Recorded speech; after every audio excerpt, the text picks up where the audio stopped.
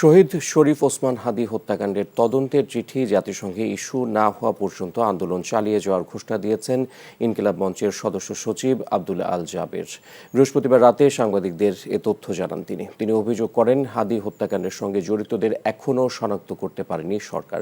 হুঁশিয়ারি উচ্চারণ করে জাবের বলেন, সরকারের পক্ষ থেকে বলা হয়েছিল তাদের মেয়াদকালেই হাদী হত্যার বিচার নিশ্চিত করা হবে, কিন্তু এখন পর্যন্ত সে প্রতিশ্রুতি বাস্তবায়ন হয়নি। তিনি আরও বলেন, এই হত্যাকাণ্ডের বিচার নিশ্চিত করতে ব্যর্থ হলে দেশের জনগণ প্রধান উপদেষ্টাকে কখনো ক্ষমা করবে না।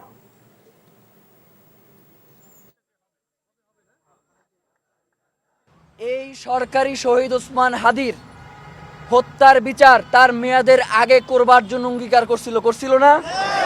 সে সেই ব্যাপারে কোনো কিছু করতে পারছে? এখন কি তার এই স্ট্যাটাসে আশ্বস্ত হয়ে আমরা বাসায় ফিরে যাব? যতক্ষণ পর্যন্ত এই চিঠি ইস্যু না হবে ততক্ষণ পর্যন্ত আমরা রাজপথে থাকবো।